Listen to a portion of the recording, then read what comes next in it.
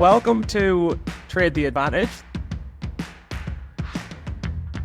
But I started with nothing, just on the floor, sleeping on the floor. At one point, I would go during COVID and shower in Skid Row.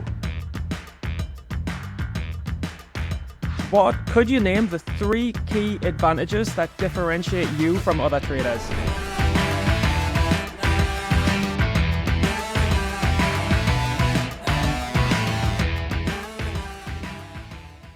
Welcome to Trade the Advantage, the podcast dedicated to uncovering the strategies, insights, and tools that give traders a step ahead in today's markets. Today, we're hoping to cover some of the key advantages that helped David become some of these things: seven-figure trader, well-known short seller, trader, mentor, founder of the Conscious Trading Academy, and host of the Friendly Bear podcast. David, how are you? I'm good, Sam. I'm good, Steven. How you doing? How you doing? I feel nervous because you're the one who's interviewed, the Friendly Bear podcast interviewed thousands, hundreds, if not thousands of top traders, and you're in the other seat. Yeah, hundreds actually, hundreds. And that was it's been a lot of traders. If you were one of them, you were, I think, like episode number 28 or something like that. It was like one of the longest. We had like an hour and a half long conversation.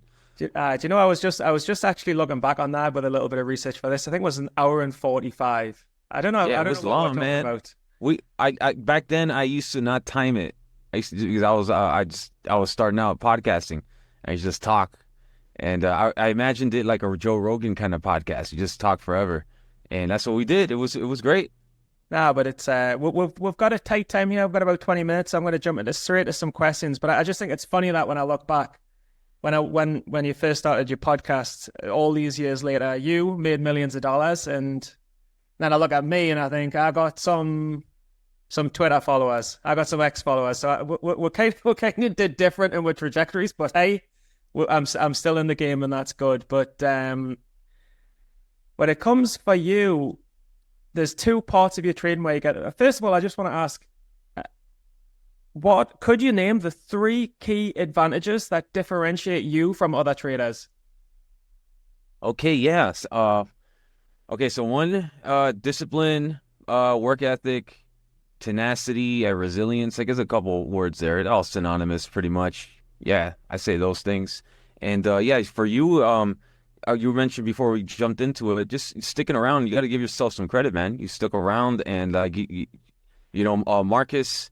Was it Michael Marcus, one of the market wizards? It took him 10 years, and he became a market wizard. So never count yourself out, and like, you stuck around. So you got to give yourself some credit, man. No, I'm still in the game, certainly. But I remember you telling me, and I don't know many people will know this, I remember you saying that you slept in the same studio that you worked at, just so you could be like 24 hours grinding. Tell us a bit more about that. Yeah, it's actually this same office right here. It's a little shoebox of an office, but it's in a skyscraper, which is pretty cool. But I got it during COVID. The building was completely empty because it's COVID, and it was like, I was in an office across the street, in a shared office for like $220 a month, and I was grinding in there since 2018, studying and working part-time. And 2019, I decided to step it up, and I just sold my car. I got out of my lease at my apartment, and I just was like, you know what, I need to devote more time towards trading. Because, like, as you're grinding, studying towards trading, it's like you're doing it while you're working part-time and all that. You should be studying more, but you're not studying enough, so, but you should be. So I was like, you know what, enough of this. I just need to be in the office all the time and just study. And I had minimal living expenses for my bills and stuff, like, to pay down some debt, credit cards and cell phone bill and whatever.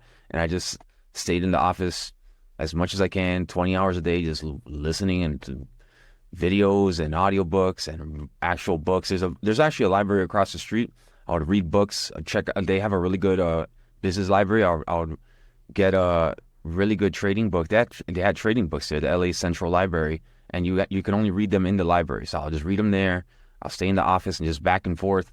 And then during COVID, 2020, 2020, this office actually opened up because nobody was in the building, and they offered people that were in that shared office the same rate for that office to shared office to get a private office. And so I, at the same rate. So 2020, I stayed in here and I just like slept on the floor. There was nothing on these walls. Right now, like, and as I made profits in 2020, I started to like build up the office a little bit, get a different, well, then I went to Puerto Rico. That's when I started the podcast. And when I came back from Puerto Rico, I started to put up the panels in the office as I was listening to webinars, as I was reading audiobooks, listening to trading podcasts. I devoured like Chat with Traders every single episode. And as I was listening to them, I would put the panels on the wall. I did all this myself.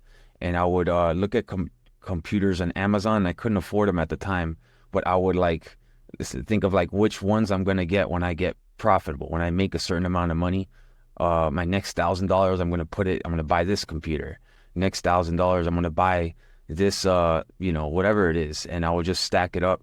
And over time, the whole office is decked out now. I got a lot of stuff in here. It's a professional studio now and a trading office. And it's just exactly how I imagined it would be. And it's like slowly manifested itself over time. And it's all from trading. So I always reflect and like, man, all this came from trading profits. This is before I made any money like from anything else. It's just like all straight trading profits.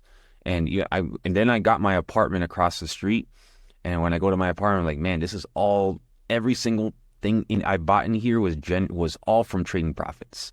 It's crazy to me.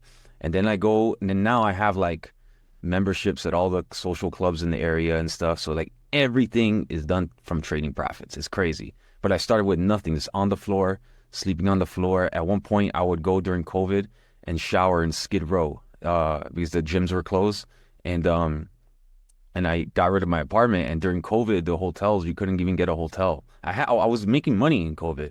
I was making some days $3,000-$4,000 consistently, and I couldn't get a hotel space. I couldn't get anything. But I was grinding in the office, and I had to. And my strategy back then was pre-market. So I would trade pre-market. I had to be up at 1 a.m. West Coast, and so even if I got a hotel or whatever, like I still got to be in the office at 1 a.m. So like at 1 a.m. to 6:30 a.m. That was the time I was making money off the gappers and the pre-market, and it was changing my life. But I could not get a hotel. Like it was COVID. They didn't allow it. I could not go to the gym to shower. They didn't allow it. So going to Skid Row, going to shower there, and then coming straight back and trading the pre-market, man. And it worked really well. So, a lot of traders have patterns that work in the early days. I remember it was really nice to short gappers a couple of years back, and everyone was doing it. Everyone was making a lot of money. You were shorting more the 4 a.m. spikes and stuff like that. I remember you telling me. Yes, right. What's changed? Has much changed? Are you still doing that? Have you moved your strategy a little bit? So, I used to be more open with the strategy, but now I'd rather keep it proprietary. But I will say it is pretty timeless, and I will say a few different observations. Is that in 2020 the pre-market so back then there was only like one broker or a couple of brokers that were open at 4 a.m. for shorting. In fact, all the brokers that we know these days, they were open at 4:30 a.m. for locates. So hardly anybody was open for at 4 a.m. However, Interactive Brokers was, and as poor as Interactive Brokers is compared to like all these other brokers these days and prop firms like Zimtra and stuff, Interactive Brokers was a direct access broker at 4 a.m. for shorting. So there was some edge there at the time. And before 2020, there was really no pre-market activity. Like, you started when I started pretty much. We were not we're not taught to trade pre-market. There was no liquidity. But 2020, with people staying home, there was no work, and there was a lot of uncertainty in the markets, especially with biotechs and pharmaceutical stocks during the uncertainty of the pandemic. That created a perfect storm for pre-market activity, and it was unprecedented pre-market activity. So I just landed so I noticed in the pre-market back then, because I was up studying. I wasn't even looking to trade. I had a $2,000 margin account, and I was like, I just happened to be, because in the West Coast, 1 a.m. is 4 a.m. I was up doing an all-nighter for studying, and I just so happened to see the pre-market. I'll be like, wow, look at this. This is crazy. These biotechs and certain pharmaceutical stocks are just like gap up, I don't know, something crazy, like 1,000%, 600%. And these were not like nano floats like these days. These days, nano floats do that, or a continuation from the day prior. Like we saw, like some stocks when you see shorts getting squeezed. But back then, it wasn't really shorts getting squeezed because there wasn't enough short sellers in. Like these days, I know because I have a lot of short selling brokers. They have there's a lot of them. Back then, there was only like one or two. You know what I mean? That were like active and people were trading with them. The short selling niche wasn't in small caps, was not overcrowded like it is now. So like, but overcrowded is fine because it just gets more opportunity for those that are prepared. But in that pre-market, it was just a lot of uncertainties. You see a lot of gap ups from the uncertainty and the inefficiency because the spreads were wider. And just like people were buying a pharmaceutical or a biotech because of they think it's because the next vaccine stock or the next, they have Clorox, they have rubber gloves, they have this, they heard this is a sympathy to that, and people would buy it, and its spreads would be wide, and there would be some brokers, there would just be inefficiency. And I was just up every single day. I just happened to be up from studying for like 2-3 months, and I'm like, enough of this, man. I need to take part. I need to give it a shot because I wasn't even trading. I was just watching. And then I was like, you know what? And I'm just going to trade this one pattern that I see. Spike up at 1 a.m, fade all the way down to 6 a.m. Well, 9 a.m. Eastern. And I was so scared to trade the regular hours. And because I didn't have any money and I couldn't afford to lose because if I blew up, I don't know if I could come back anytime soon. So I was just like, I see this one pattern working, and it worked. And even back then, I know Business Insider verified 90%, whatever. Even back then, it was 90%. It's always been like that. It's just a result of the way I trade or the patterns that I trade. So, yeah, I just want to ask you a little bit as well. I know that a lot of what you do is you work with a partner called Sam, who we both know. The education that you founded is the Conscious Trading Academy. Now, conscious and trading are two words that don't usually go together unless you're quite creative, because it's not a common thing. So why did you coin the program that you have, Conscious Trading Academy? Well, I didn't coin it. So I did a lot of work with Sam, and just like you have in the past, and Sam brought up the idea to start the Conscious Trading Academy. We co-founded it. So actually, I didn't really even want to do an academy. I didn't want to do any conferences. I didn't want to do any of this stuff. I just wanted to trade and just do my own thing. And Sam actually, from my story and my breakthroughs, he inspired me to share with others and to share other people, inspire others to achieve the things because what I've done, started with a small amount of money and turned it into a lot is, it's inspiring, man. So whenever I go to, right now that I go to university, my old university, University of Florida, and I give lectures there, and these architects, I'm an architect before trading, they get, it's man, the possibilities that you can just change your career. And if you treat trading like a career with seriousness, and you can change your life. You can get out of student debt. I was in a lot of student debt. I was completely broke. I was in you know what I mean? So and I was able to change my life and achieve my dreams, man. Go travel, do a podcast, just do whatever I want. I could just I could do whatever I want, and it's awesome, and it's just because I treated trading the right way. I respected the grind, and so anyway, but Sam worked with me on a lot because as you're changing your life, when I was up around $500,000, I was having a lot of trouble not relating money to the social conditioning that you have growing up, and especially with me in a career field like architecture beforehand, getting a salary and getting in student debt and working before that on a per hour basis, and my parents being immigrants and working in career, and they wanted me to be an architect, and my mom was a teacher, my dad was an engineer, just making salary and middle class. And so how do you break through that to now all of a sudden think like a millionaire, think making thousands a day, and just like it's normal, like it's all good, you've earned it. Like you're a millionaire trader now. Like you've really earned it and you feel really worthy of it. So it's really hard because I'll be insecure of it back then. I'll be like, because I used to drive Uber at one point. So when I'm taking an Uber, I order Uber and I know the Uber driver, I used to make only $100, $200 a day for like the whole day work. And all of a sudden now I press a few buttons, I make a few thousand. It was really hard. It was like a lot of turbulence. It's like the inner turbulence. So, and like, it's like, is this real? Am I worthy of this? Is this like what, and then like relating I used to work as an architect, 10 years of school. And then to get a license another 3 years, and I'm making 60 grand the whole year. And now all of a sudden I make 60 grand in 1 month, like cruise. This is kind of weird. And I mean, next month I make 120 grand. It's like this is weird. So like, how do you break through all that, and feel good about it, and like it's well earned, and you're worthy of success, and is like breaking through limiting beliefs. Like why can't you have $100,000 a month? Why can't you have a $50,000 a month? Why can't you make 5 million? Why can't you make 10 million? Why can't you make 100 million? So it's just another zero. So like Sam got me to break through, and he's like, David, you grinded, you put in all the work. You don't owe anybody anything. You don't, it's like when you went to Puerto Rico, nobody told you to do that. I stayed in Puerto Rico for 1 year trading out of an office there. I would be the first one up.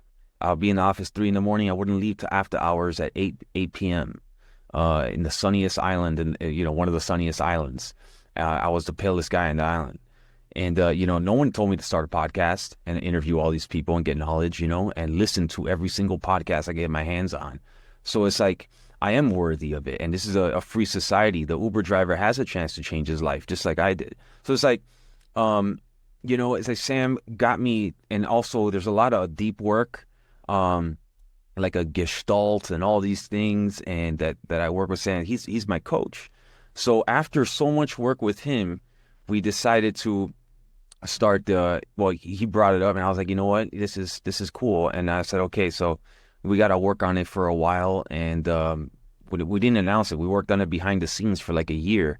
And I was like, if I'm gonna do it, I'm gonna do it like designing it for like, if I were to teach myself back in 2015, 16, how would I do it so it's like more fast tracked? It's more like a methodology, like a curriculum, like in school. I know nobody likes college or university. It's a lot of it is unfortunately is overpriced, and you got to get in debt and all this kind of craziness. But the idea of curriculum and methodology and like deep, and focusing on a subject and working on it hardcore, I like that idea. So that's what I did, and we designed it like that to fast track the right curriculum. And Sam with the mindset to kind of align the mindset and the skill set together so that there is no turbulence like I had. So as you grow as a trader, your mind is growing as well. That this is earned, because like there's no you can't learn this stuff. Unfortunately, with trading, you can't learn it in school or anything. You gotta do the school of hard knocks.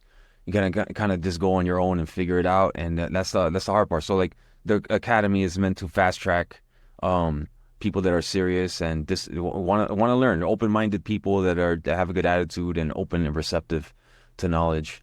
And then now recently I started doing workshops. So I don't know if you know about it, but December 6th, and you're invited if you want to come, Stephen, to December 6th and 7th, I have a live trading. It's the first time I'm going to do live trading in LA. Nice. So a live trading workshop. And because people always ask me about my process and, how I scale in, scale out, I manage risk and all that, and then you got to see it in person. So, no, I mean, so what? Just a final question, because I know we're getting to the time now. But what separates you from everyone else? Because you say anyone can do it, they just don't believe. Is it belief? Is it a lack of hard work? Is it a lack? Why do you have something that no one else has? Well, I don't think I have something no one else has. It's just I have my own life experiences and stuff, and like, for example, I had a near-death experience in 2010. Yeah? That's a whole nother. I didn't even know that. Thing. I didn't even know. Yeah, I had a brain operation, and ever since then, I had like a second life. So it's like, what separates me? I guess I'm gonna go harder than anyone else. I've always been like that. In architecture school, like if someone did all-nighter, I did 2 all-nighters. I've just always been like that. If you tell me to watch all the videos, I'm gonna watch all the videos 3 times. If there's books to go on the about the subject, I'm gonna dive into all the books. So it's just determination, and it's like I have a painting right there. You can't see it, but of Hernan Cortez burning the boats. So I decided when I got into trading, like there's no turning back. So I got my architecture portfolio and I deleted it. I remember I deleted my that's like my life, my 10 years of work. I was like, I'm not going back to architecture. This is it. Because with the burning the boats, the war strategy, you corner yourself and you fight harder to survive. Like, you have no choice or you're gonna die. So like I decided to burn the boats, and this is it. And I know trading is real, just like it's real. And it's because people, and they tell you it's gambling, it's this. And I was like, I know it's real. I did all my research. I investigated this, and I know if I treat this serious and I go hard with all the information, all the knowledge, that failure rate is high, but I'm gonna be on the good part of that failure. Like, I'm gonna give myself the best shot. And it's just determination, and I'm gonna go harder than the next guy. Always. I'm never gonna die. I'm always gonna keep coming back. I even said if early on I was like, if I blow up this $2,000 account, I'm just gonna keep coming back. I'm gonna drive Uber and just keep coming back. Last question. Did you ever struggle with discipline? Discipline? Do you ever struggle? These days, no, I don't. No, early on, I would say I just didn't. I was ignorant to discipline. I didn't know what discipline was with trading. It's like you have stops, and you gotta respect the stop. You gotta respect. You have your rules in place. You don't deviate from the rules. But early on, you don't know. You don't know. I thought trading was trading. Like you trading, you studied and you're ready to trade. It's like that's just random. So, but no, I don't. Thing is with discipline. Discipline is a beautiful thing. It's because you can control it. The market you can't control. You can control your discipline. So I'm disciplined, and once I realized that discipline outside of your life reflects in your trading, I was like, hell yeah, I'm gonna get disciplined with everything. So I got and now it's just automatic. I don't even think about it. But like I do pull-ups in the morning. I make my bed. My apartment is immaculate, like so immaculate. It's like not even a speck of dust anywhere. My office here, as you can see, is always immaculate. Dusted computer. Every single thing is like super detailed. And I guess that goes with my architecture background too. I've always been like that. But like every single thing, from my diet to the amount of water intake, it's all tracked. My sleep is tracked. I get electrolytes every week delivered, like every single thing is monitored. So how can you be undisciplined if every single piece of your life is disciplined? It's just it's like every single thing. So like my size, in fact, I've always been the type to like double and triple tie my shoes as a kid too. So this is my personality too, which helps. But like, with trading, it's like you have a broker stop loss. I have like a size limitation on all my accounts. I have a block list I give to the brokers. They had to design something on DOS Trader to block all the tickers from me not trading. So like, not only am I disciplined not to trade like a Chinese stock, everyone knows I don't trade Chinese stocks. One of the first guys to go public with it. They used to make fun of me. Now they don't make fun of me anymore with Chinese stocks. Now everybody knows. But not only did I not trade the Chinese stocks, but I would double and triple check on dilution tracker, and I used to comment to them to put the. In fact, I still do. I'm not proactive about it anymore. But I used to tell them, hey, you should have a Chinese flag next to the name so I could spot it faster, just like trade ideas. So I double check with trade ideas, dilution tracker. I have a bot on Discord that goes through the origin of where the stock is from, and on top of that, I gathered every single Chinese stock and Cayman Island Chinese stock. And I know Zimtra's in the Cayman Islands. The Cayman Islands is not bad anymore. It used to be, but it's good now. But and I gave that whole compiled list to the brokers, and they went to DOS Trader, and they're like, DOS, David needs these 200 tickers blocked out. He doesn't want to be able to trade. So I have like a safety net on a safety net and a safety net, and a broker stop loss, and a size share limitation. So like and my whole life is discipline beyond discipline, So like I love discipline because you can control it. I can't control what the stock is going to do. I can't control what the manipulators are gonna do. I can't control, what the algorithms are gonna do. But I can, I can be prepared to trade against it. But discipline, that's on you, So Makes a lot of sense. I think it's a good pod to end on, David. Thank you so much for your time.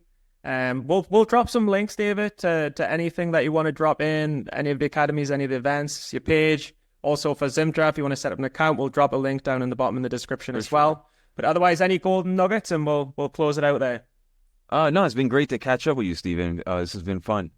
Not make it 4 years for the next one. Hopefully, I'll see you in person one day. Sure. It's been too long. Absolutely, yeah. Have a good one. Bye.